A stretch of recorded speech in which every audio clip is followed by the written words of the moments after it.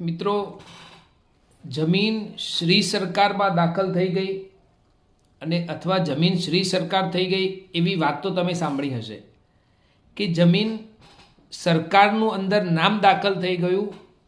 તો એ કેવી રીતે થાય છે અને શ્રી સરકાર જમીન કોને કહેવાય છે અને શાના કારણે શ્રી સરકારનું નામ અંદર દાખલ થતું હોય છે.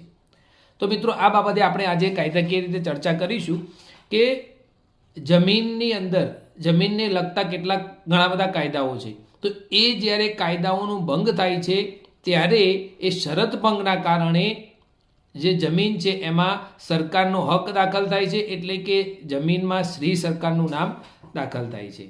તો એમાં કેટલાક કાયદાઓ છે. એમાં પ્રથમ એક વસ્તુ છે કે જ્યારે કોઈ દસ્તાવેજ મૂળ માલિકથી 3-4 વખત દસ્તાવેજ થયો હોય, એમાં વચમાં કોઈ બોગસ ખેડૂતે એ પ્રોપર્ટી એ જમીનને ખરીદી કરી હોય અને પછી એના પછી પાછો ખેડૂતે કરી હોય, તો કોઈ બોગસ ખેડૂત જો વચમાં આવી ગયો હોય તો એના કારણે પણ જમીન શ્રી સરકાર થઈ જાય છે. એ સિવાય જમીનની અંદર ઘણા બધા કાયદાઓ છે.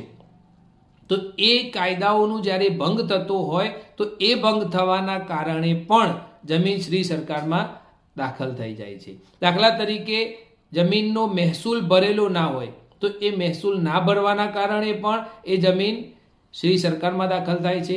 પછી જમીન જે હેતુ માટે ફાળવેલી હોય એ હેતુ સિવાયના હેતુ માટે જ્યારે ઉપયોગ કરવામાં આવે છે ત્યારે એની ઉપર દંડ પણ લાગે છે અને એ દંડ ના ભરવાના કારણે અને એ દંડ ભર્યા પછી પણ કેટલીક વખત શરત ભંગની વધુ વખત જો એનું ઉલ્લંઘન થાય તો જમીન એ જે છે એ શ્રી સરકારમાં દાખલ થાય છે.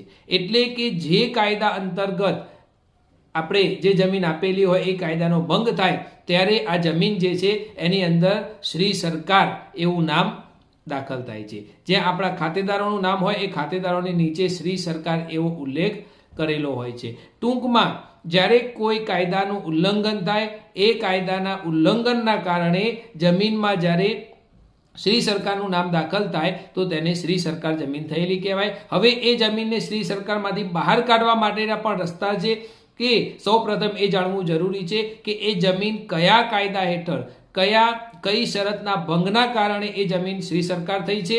તો એ શરત ભંગની જે રેમેડી હોય અને એને કઈ પ્રોસેસથી અને કેટલો દંડ ભરવાથી આ જમીન મૂળ માલિકના નામે થઈ શકે છે. તો એની અલગ અલગ જે નોટિસનો અભ્યાસ કરવો પડે અને નોટિસનો અભ્યાસ કર્યા પછી કઈ પદ્ધતિથી એ મૂળ માલિકના નામે આવી શકે છે. તો આવી રીતે શ્રી સરકાર જમીનને પણ